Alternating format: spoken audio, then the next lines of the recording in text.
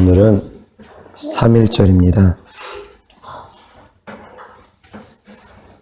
대한독립 만세를 외친 날입니다. 그런데 오늘같이 의미 있고 뜻있는 날 많은 교회가 문을 닫았습니다. 순교자의 피로 세워진 대한민국입니다. 기독교인들의 순교자의 피가 없었다면 자유민주주의 대한민국은 생겨나지 못했을 것입니다. 그런데 그런 순교자의 피로 말미암아 세워진 대한민국이 이제는 그리스도인들을 핍박합니다. 교회 가지 마, 기도하지 마, 모이지 마. 마지막 때가 갈수록 하나님의 말씀은 모이기에 힘쓰라고 하는데 코로나 바이러스 감염될지 모르니까 전염될지 모르니까 모이지 마, 예배드리지 마, 집회하지 마. 이 대한민국이 어떻게 세워진 나라입니까? 많은 그리스도인들의 피로 얼룩지며 그 피값으로 세워진 나라가 대한민국입니다. 그리스도인들의 희생이 없었으면 대한민국은 존재하지 않았을지도 모릅니다. 그러한 그리스도의 희생으로 세워진, 그리스도인들의 희생으로 세워진 대한민국의 그리스도인들이 이제는 핍박을 받고 있습니다. 그런데 제가 오늘 잠깐 순교가 무엇인지 생각을 해보게 되었습니다. 하나님께서 새로운 깨달음을 주셨습니다. 과거까지는 제가 이렇게 생각했어요. 복음을 전하다 죽는 것이 순교라고 항상 그렇게 생각해 왔습니다. 그런데 오늘 주님이 새롭게 깨닫게 해주신 부분이 무엇이냐면 신앙의 정절을 지키다 죽는 것이 곧 순교다라는 걸 깨닫게 해주셨습니다. 다시 말해서 성도 여러분들이 신앙의 정절을 지키기 위해서 예배드리고 기도하기 모든 것들이 그로 인해서 설사 죽음이 닥친다 할지라도 그 죽음을 불사하며 예배드리고 기도하며 그러한 삶을 살다가 설사 죽는다 하면 그것을 하나님께서 순교로 여겨주신다는 것입니다. 코로나 바이러스가 만약 치사율이 100%라고 하면, 가정하면 예배드리기를 더 많은 사람들이 무서워할 것입니다.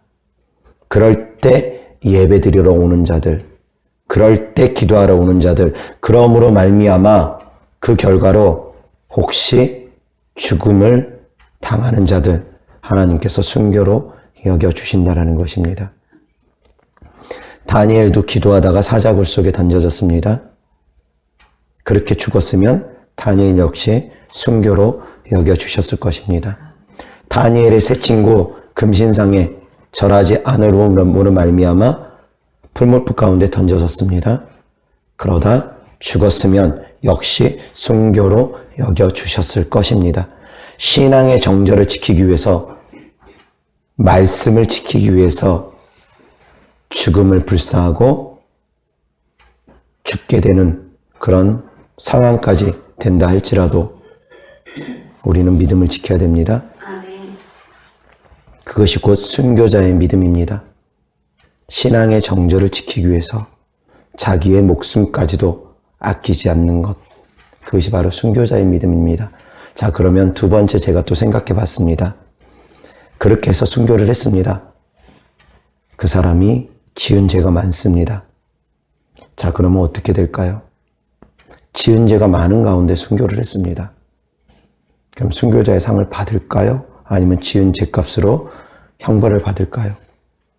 제가 생각을 해봤습니다. 그런데 순교자의 영광 앞에서는 그 모든 죄도 하나님께서 사하여 주신다는 것이 제 믿음입니다. 왜? 순교하고 나면 두 번 다시 회개할 기회가 없는데 설사 회개 못하고 순교를 했다 해가지고 회개가 덜 돼서 순교를 했다고 해가지고 하나님께서 너 왜 그 죄 회개 안 하고 순교했냐? 라고 하시겠냐고요? 아닙니다. 순교의 영광 앞에는 다른 모든 죄가 사함받을 수 있다라는 것입니다. 그런데 지금 이 시간 예배 드리러 나오신 사랑하는 성도 여러분들은 거기까지는 못 미치지만 적어도 그러한 곳을 향해서 달려가고 있습니다. 아멘. 그러한 믿음을 향해서 지금 사랑하는 성도 여러분들은 달려가고 있습니다. 아멘. 순교자의 믿음까지 우리가 달려갈 수 있기를 주 예수 그리스도의 이름으로 축원합니다. 아멘. 하나 여러분들이 쌓고 있는 이 믿음, 이것이 바로 믿음의 반석입니다. 반석을 여러분들 하나 한 계단 쌓아 올리고 있습니다.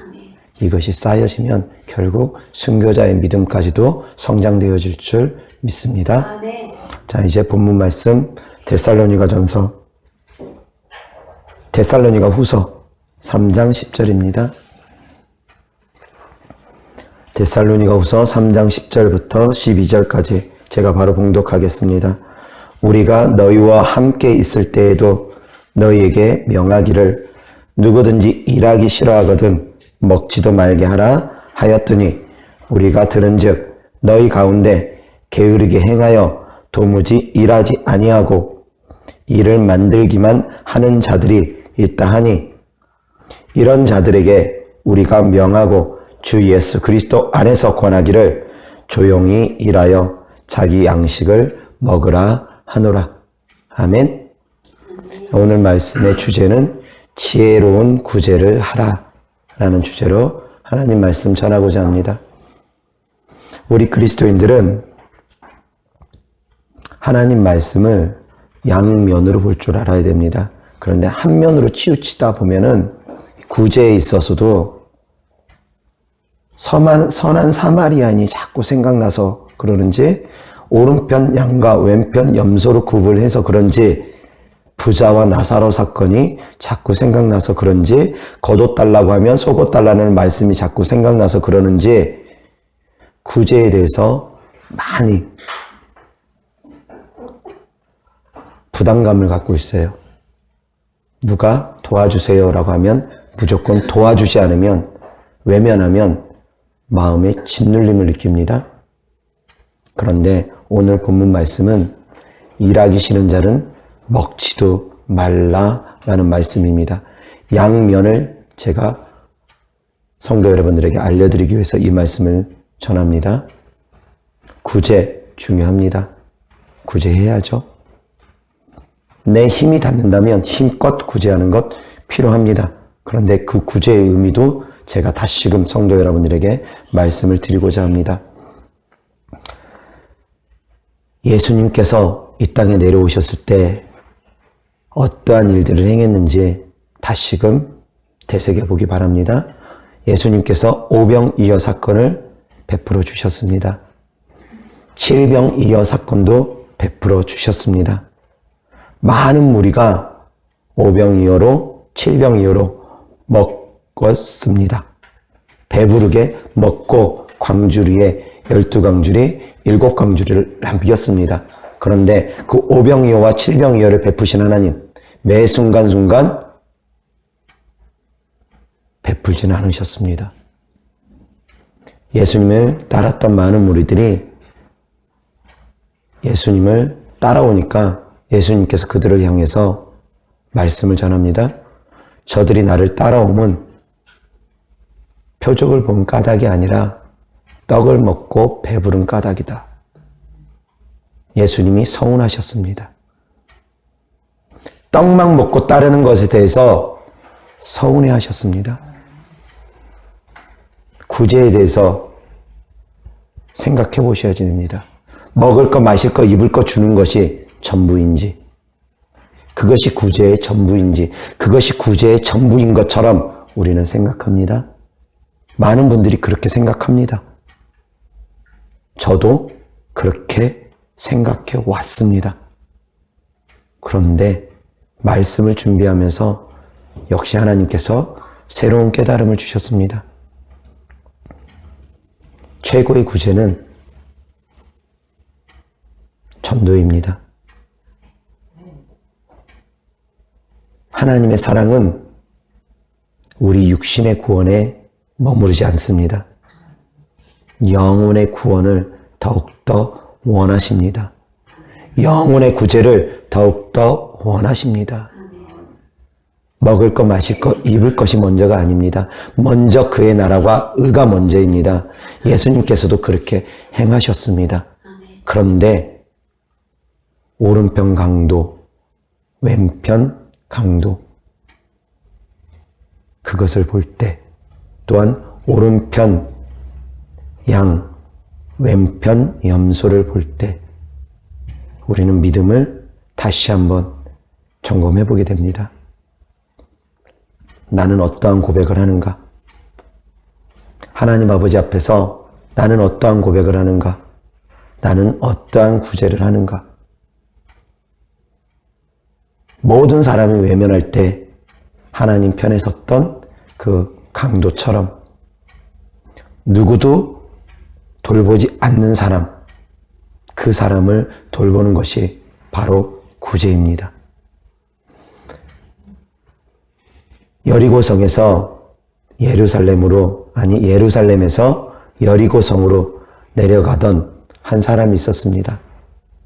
예루살렘을 떠나서 여리고로 내려가다 보니까, 교회를 떠나서 세상으로 가다 보니까 강도를 만났습니다.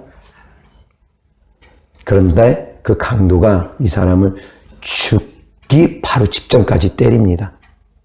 다 죽어가고 있습니다. 그것을 본 제사장이 그 길을 지나가다가 외면하고 그냥 갑니다.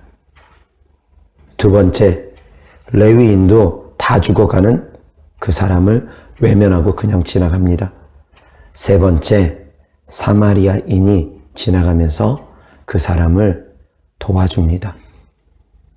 이 말씀에 대해서 저도 과거에는 선한 사마리아인, 강도 만난 사람을 도와줬구나, 그런 것이 구제의 한 모습이구나 라고 생각했습니다. 그런데 오늘 주님께서 어제, 오늘 말씀을 준비하는 가운데 이 부분도 새로운 깨달음을 주셨습니다.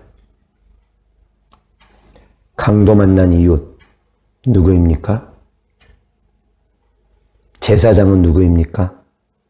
레위인은 누구입니까? 강도 누구입니까?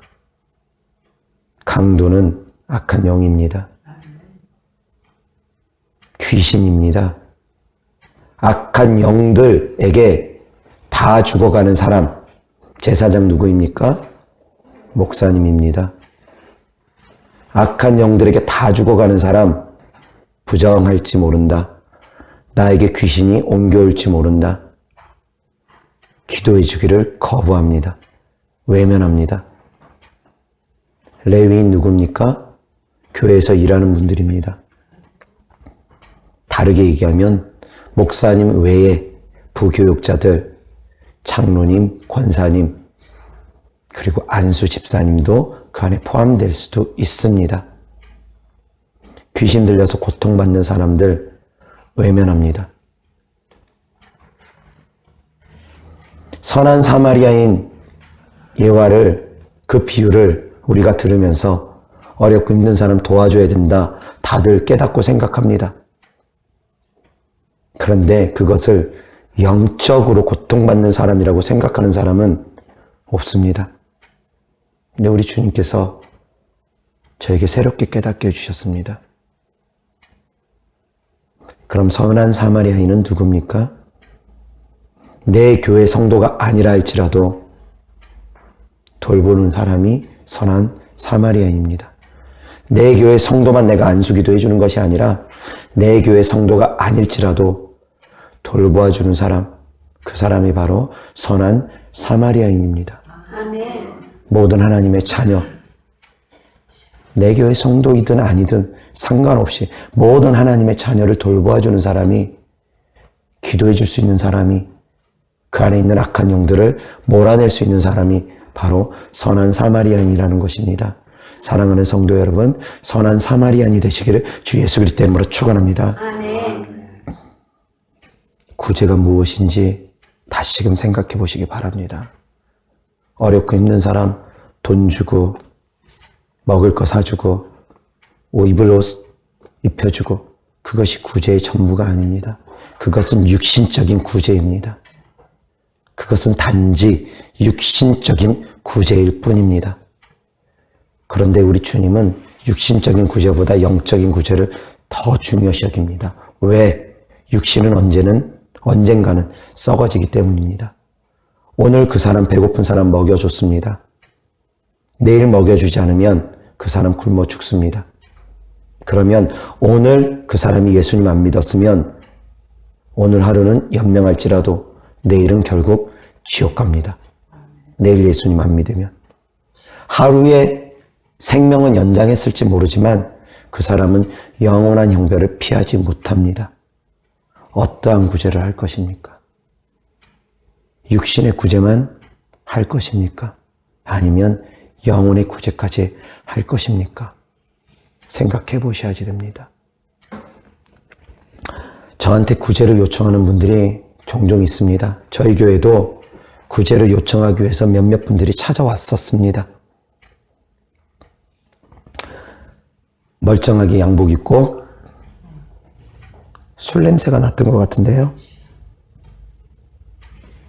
그렇게 찾아온 분 계시고 술 냄새 안 나고 그냥 왔던 분도 계셨던 것 같고 어쨌든 한 두 분인가 찾아오셨던 것 같아요. 그렇게 얘기하시더라고요. 지금 당장은 출석하지 않지만 다음에 출석할 테니까 우선 급해서 그러는데 차비가 없다고 표현하기도 하고 뭐 어떻게 이런저런 이유로 대면서 조금만 도와달라고 요청하시더라고요. 그런데 그 중에 한 분에게 제가 이렇게 행했습니다. 그러십니까? 이리 와 보십시오. 예수님 믿으십니까? 복음을 전하기 시작했습니다. 믿는데요. 교회 다닌대요. 그러십니까? 방언 받으셨습니까? 기억은 제가 잘 안 납니다. 그분이 방언을 받았는지 안 받았는지. 그런데 안 받았으면 제가 그 다음 방언 받으십시오 전했습니다. 그리고 방언 기도를 시켰습니다. 30분, 1시간 가까이를 1시간까지는 안 됐던 것 같아요. 한 30분 정도를 방언 기도를 시켰습니다. 한 돈 10,000원이라도 혹시나 기대하고 오셨던 분 어쩌면 날벼락이 맞았을지 모르겠습니다. 자기 생각에는 와서 복음 전하고 기도해 주겠다 하고서 기도해 주고 세 번째 귀신을 쫓았습니다. 거기까지 가니까 그분이 놀라더라고요, 많이. 그런데 제 마음에 그 모든 것이 다 통과되고 나면 돈 10,000원이라도 줘야 되겠다라고 생각하고 있었습니다. 그런데 그분이 그것을 통과하지 못하더라고요. 중간에 힘들었던지 그만 가겠습니다 라고 하시더라고요. 무엇이 진정한 구제인지 생각해 보셔야지 됩니다. 저는 그 사람의 영혼이 더 중요했습니다. 영혼부터 구원하고 그 다음에 육신적으로 돕더라도 돕는 것이 그 다음입니다. 예전에 이런 일이 있었습니다. 제가 사역 초기에는 제가 목사 안수 받기 전 사건인 것 같습니다. 목사 안수 받기 전에도 저는 사역을 했습니다. 그런데 사역을 하는 가운데 젊은 청년을 귀신 축사를 해줬습니다. 조현병에 걸린 청년이었던 것 같은데요. 만나서 축사를 해주고 그렇게 보내는데 이 친구가 허름한 차림에 슬립바를 신고 왔습니다. 사는 것이 힘든 것 같다라는 그런 생각이 들더라고요. 그래서 뭐가 먹고 싶냐 처음에 만나가지고 햄버거가 먹고 싶다고 그래가지고 햄버거랑 뭐 그런 거 사주고 처음에 밥을 사줬나요? 기억이 잘 안 나네요. 어쨌든 먹을 걸 사주고 나서 이제 기도하러 가자 그랬더니 목사님 음료수도 좀 먹으면 안 돼요? 뭐 커피가 마시고 싶다나? 그래가지고 그럼 그렇게 하고 기도하러 가자 했더니 커피숍에 갔더니 비싼 딸기 주스 같은 걸 또 시키더라고요. 먹어라 해서 그냥 사줬어요. 그리고 나서 이제 기도하러 가자 해가지고 기도해주고 귀신 쫓아주고 그랬습니다. 그런데 다음에 또 만날 때 또 목사님 뭐가 먹고 싶어요? 그렇게 한 두어 차례인가 제가 밥을 사줬던 것 같아요. 그런데 계속 그것이 반복되더라고요. 그러니까 그분한테는 내가 기도 받아줄 테니까 목사님은 이거 사주세요 라는 것이 목적이었습니다. 기도 받는 것이 목적이 아니라 먹는 것이 그분에게는 목적이었습니다. 상식적으로는 이해가 잘 안 되죠.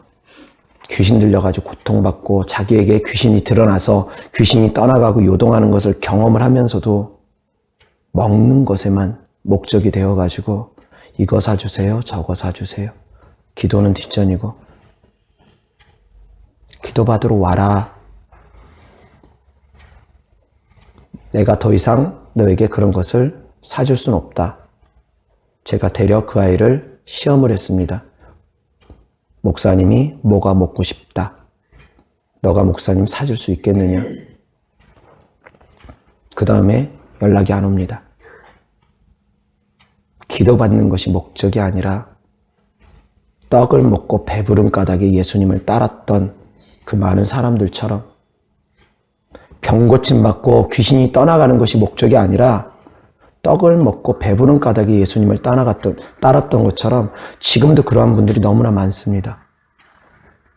눈에 보이는 것들만 구합니다. 육신적인 것만 구합니다. 그런 사람을 바라볼 때 우리 예수님 서운해 하셨습니다. 육신적인 구제가 구제의 전부가 아닙니다. 그것은 극히 일부입니다. 영혼에 대한 구제가 없으면 그 영혼은 결국은 오늘 하루 연명된다 할지라도 내일 지옥 갑니다. 영혼의 구제가 없으면 그 사람은 결국 심판을 피할 수가 없습니다. 진정한 구제는 그 사람이 지옥 가는 것을 천국 갈 수 있게끔 이끌어주는 것이 진정한 구제입니다. 다 죽어가는 강도 만난 사람을 도와주는 것이 진정한 구제입니다. 귀신 들려서 고통받고 신음하는 사람을 기도해 주서 그 귀신을 쫓아주고 그 사람을 회복시켜주는 것이 진정한 구제입니다. 저도 이런 깊은 의미를 몰랐었어요, 과거에는. 단순히 구제에 지혜가 필요하겠다, 아무나 도우면 안 되겠다, 그렇게만 생각하고 말씀을 준비하고 있는 가운데 주님께서 새롭게 깨닫게 해주신 말씀드립니다.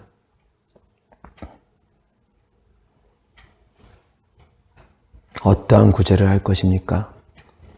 지나가다가 구걸하는 사람 무조건 불쌍하다고 돈 몇 푼 도와주는 것이, 돈 몇 푼 주어주는 것이 구제의 전부가 아닙니다. 그리고 또한 그들 그 돈 가지고 좋은데 의로운 데 쓰면 참 좋겠지만 그것이 습관이 되어서 일을 안 하려고 하는 사람도 있습니다. 구제가 습관이 되어서 아예 전문 구걸 하는 사람도 있습니다. 그것을 아예 구걸을 하는 것을 직업으로 삼고 있는 그런 사람도 있습니다. 인터넷상에 떠돌아다니는 몇몇 사람들이 있더라고요. 수년째. 어떻게 레파토리도 안 바뀝니다. 수년째. 똑같은 문장을 가지고 수년 동안 똑같이 구제 요청을 하는 사람이 있더라고요. 몇몇 분들이 어렵다고 불쌍하다고 그 글을 보니까 동정심이 유발돼서 도와줬겠죠. 선한 사마리아인이 자꾸 생각나니까, 외면하면은 어딘가 모르게 양심이 걸리니까 몇몇 선한 그리스도인들이 도와줬겠죠. 그런데 그것이 그에게는 이제 직업이 되어버렸습니다. 전문 구걸꾼이 되어버렸습니다. 돌아다니면서 구하더라고요. 저한테도 찾아왔습니다. 저희 카페에 글을 남겼더라고요. 역시 그 사람에게 이제 제가 대화를 했습니다. 방언 받았느냐? 방언이 무엇인지 아느냐? 알고서도 제가 접근했습니다. 왜? 불쌍하기 때문에. 방언 받게 하고 그 생각을 바꾸게 해주고 싶어서. 그런데 나름대로 교회를 다녔던 사람인지 아니면 교인들을 상대로 그렇게 국어를 하는 사람인지 성경 말씀도 잘 찾더라고요. 방언이 무엇인지 아니냐 그랬더니 고린도전서까지 막 검색해가지고 고린도전서 14장 검색해가지고 방언이 이런 것입니다. 나름대로 답변을 하더라고요. 그런데 제 설교 영상을 들었던 사람이 아닙니다. 제가 제 설교 영상 들었느냐라고 하니까 들었다고 하면서 방언이 그럼 무엇이냐 하는데 성경 구절만 가지고 인용을 하는데 역시 그 사람도 불합격 처리됐습니다.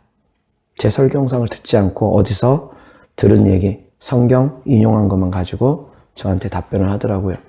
제가 제 성경 영상 먼저 들으라고 했는데 듣고 나면 내가 도와주겠다. 먼저 들어라 라고 했는데 듣지 않더라고요. 그런 분들이 가끔 계십니다. 전문 구걸꾼. 인도의 한 목사님이 제가 페이스북을 하니까 그 페이스북으로 연락이 왔더라고요. 페이스북 메신저로. 인도 선교를 좀 와주십시오라고 요청을 하더라고요. 그래서 처음에 제가 신났습니다. 아, 드디어 내가 해외에서도 알아주나 보다. 처음에 신났습니다. 그런데 막상 대화를 나누다 보니까 어려운 영어 막 번역기 돌려가면서 대화를 했는데 막상 대화를 진행하다 보니까 결국은 그분이 그렇게 얘기합니다. 고아를 돌보아야 되는 것 아니냐? 과부를 돌보아야 되는 것 아니냐? 여기는 고아와 과부가 많다. 와서 그들에게 먹을 거 마실 거 챙겨주면서 너가 복음 전해라. 여기는 어려운 나라다. 물론 당연할 수 있습니다. 어렵고 힘든 나라니까. 그런데 그것을 정당화하면서 요청합니다. 너는 나를 도울 의무가 있으니까 당연히 도와야 돼. 빼앗으려 하는 자들에게 다 빼앗기는 것이 그리스도인의 모습은 아닙니다. 겉옷 달라 하면 속옷 주는 것, 그 모든 삶을 만약에 살아간다고 하면 그리스도인들은 다 노숙자로 살아야 됩니다. 내 것이라고는 있을 수가 없습니다. 그런데 주님께서 그렇게 하십니까? 아닙니다. 하나님의 사랑하는 자들에게 더 많은 축복을 부어주십니다. 솔로몬에게 어마어마한 부를 주님께서 주셨습니다. 그 부유함을 주신 분도 주님이십니다. 아브라함에게도 부유함을 주셨습니다. 그 부유함을 주신 분도 주님이십니다. 그리스도인들 다 가난하게 사는 거 아닙니다. 빼앗기고 사는 것 아닙니다. 잘못 생각하는 분들이 많습니다. 그래서 아무것도 가지지 않는 무소유가 덕인 양, 그렇게 사는 삶이 성자인 양, 그렇게 착각하는 선한 사마리아인 코스프레 하시는 분들 너무나 많습니다. 영적으로 무지하다 보니까. 그것이 다가 아닙니다. 육신적인 것이 다가 아닙니다. 영적으로 도와주지 않으면 안 됩니다. 그것이 먼저인다는 것을 사랑하는 성도 여러분들은 깨달으시기를 주 예수 그리스도 이름으로 축원합니다. 또한 지혜롭게 구제하라라는 말씀을 전하기 때문에 제가 그 부분에 대해서 한 말씀만 더 전하겠습니다. 어렵고 힘든 사람이라 해가지고 무조건 도와주면 절대 안 된다는 거에 대해서 제가 말씀드렸습니다. 하나님의 진노가 있는 사람 도와주면 절대로 안 됩니다. 하나님의 심판이 있는 사람 도와주면 절대로 안 됩니다. 하나님 말씀에 불순종하여 거역하는 사람 도와주면 절대로 안 됩니다. 고라하고 같이 하면 같이 멸망합니다. 아방하고 같이 했던 선한 왕인 여호사밧 왕 같이 어려움을 당합니다. 여호사밧 왕은 선한 왕이었습니다. 아합 왕은 악한 왕이었습니다. 그런데 아합 왕이 도와달라고 하니까 여호사밧 왕이 도와줍니다. 그래서 아람과의 전쟁에서 같이 동맹을 맺고 참석합니다. 그런데 죽을 고비를 맞습니다. 아무나 돕는 건 아닙니다. 죽을 고비를 맞고 나니까 여호사밧 왕이 하나님께 외칩니다. 하나님 도와주세요. 그래서 하나님의 도우심으로 말미암아 여호사밧 왕이 죽음의 위기에서 모면합니다. 요나 사건도 있습니다. 요나는 불순종했습니다. 니느웨로 가서 회개를 전파해라 라고 하니까 니느웨로 가기 싫어서 다른 곳으로 갑니다.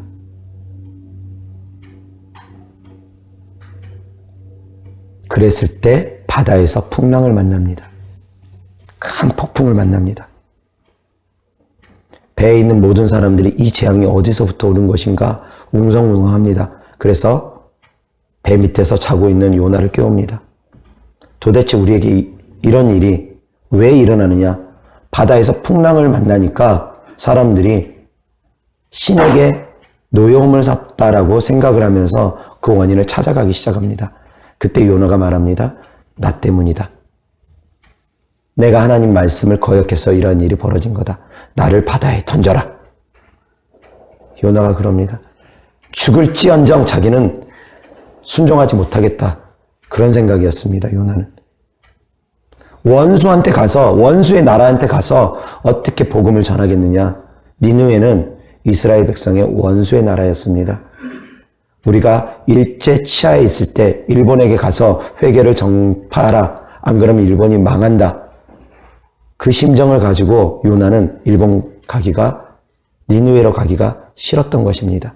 원수의 나라에 가, 멸망했으면 차라리 속이 시원할 텐데, 멸망하는 꼴을 보고 싶은데, 알씨고 잘됐다. 내가 가서 복음 전하지 않으면 저 나라는 멸망하겠구나. 니느웨는 멸망하겠구나. 그것이 요나의 생각이었습니다. 차라리 죽을지언정 난 거기다 대고 회개하라 선포 못하겠다.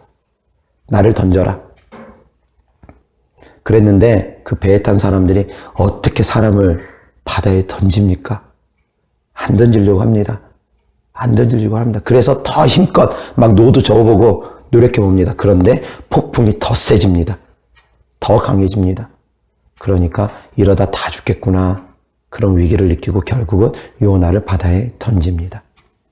그리고 나니까 풍랑이 잠잠해집니다. 하나님의 진노 아래 있는 사람 돕지 마십시오. 도왔다가 같이 진노를 맞을 수도 있습니다. 이사야 31장.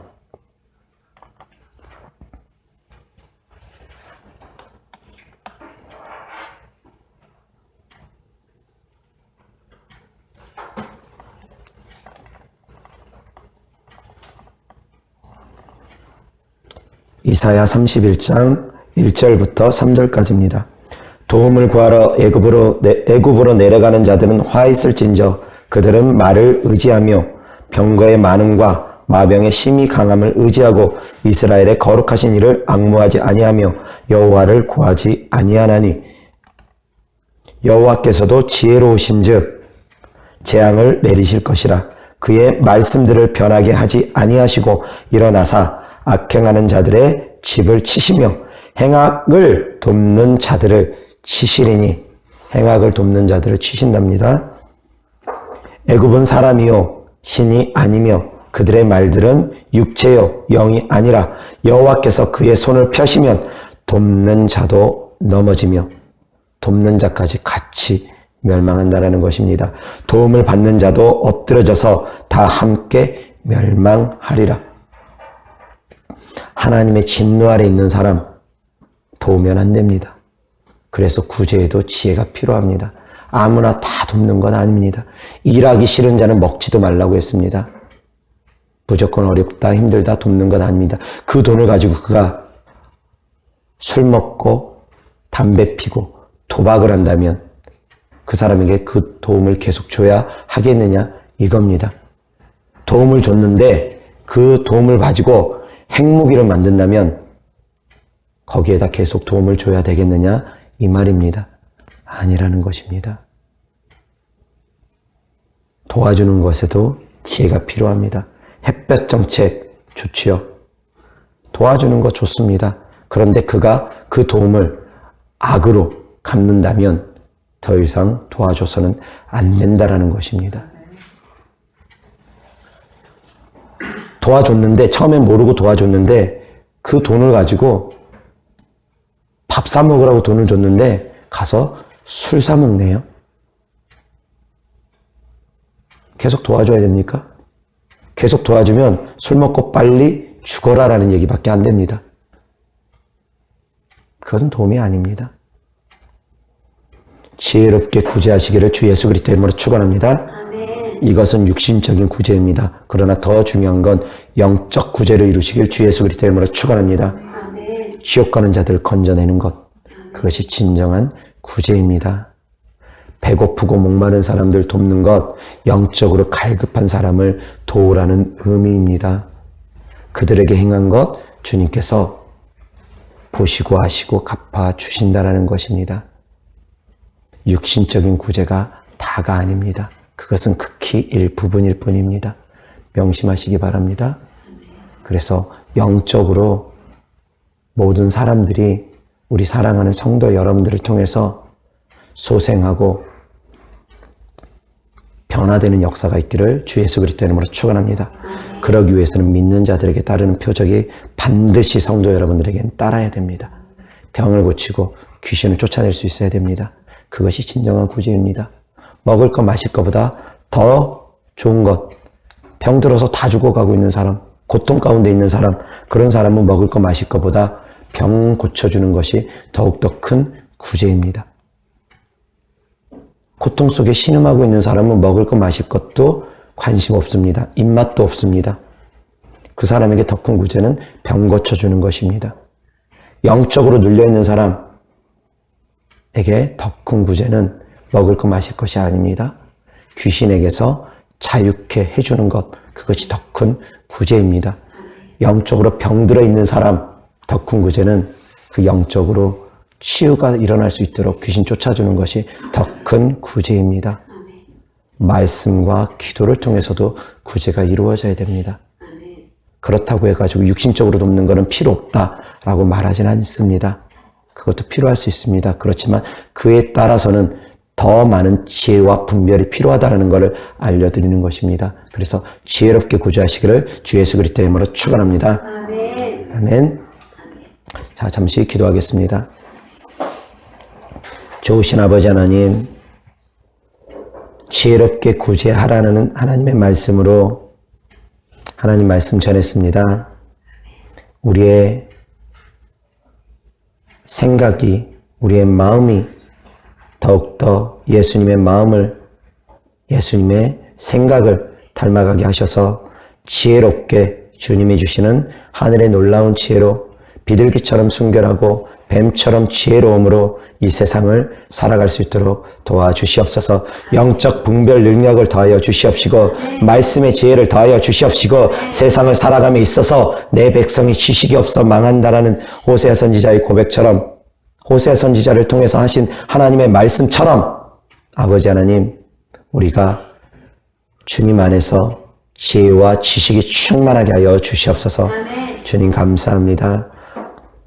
어렵고 힘든 가운데 주님께 드린 예물 또한 드리지 못한 그 마음, 드리고 싶으나 드리지 못하는 그 마음까지도 주께서 받으시고 믿음으로 헌신으로 드린 그 마음 주께서 다 받으시고 아시오니 아버지 하나님 드리지 못하는 분들에겐 다음엔 드릴 수 있도록 아버지 하나님께서 먼저 축복을 쏟아부어 주시옵시고 아버지 하나님 어렵고 힘든 가운데 작은 예물일지라도 정성껏 드린 예물 또한 주님께서 축복하여 주셔서 그것이 씨앗이 되어서 열매 맺게 하여 주시옵소서. 30배, 60배, 100배, 1000배, 만배 주님 믿음대로 축복하여 주옵시고 아버지 하나님 무엇보다 하나님과 더욱더 교통하고 하나님 전에 이렇게 예배드리는 그 마음, 그 기도 주께서 더 기뻐하시는 줄 압니다. 아버지 하나님께서 주님의 사랑하는 자녀들 어렵고 힘든 가운데 세상이 흉흉한 가운데 이렇게 주님 전에 예배드리러 왔사오니 주님의 사랑하는 자녀들 물질적으로도 영적으로도 헌적으로도 흔들어 누르고 넘치도록 육신적으로도 주님 축복하여 주시옵소서. 아멘. 주님 감사합니다. 예수 그리스도 이름으로 감사하며 축복하며 기도드렸습니다. 아멘.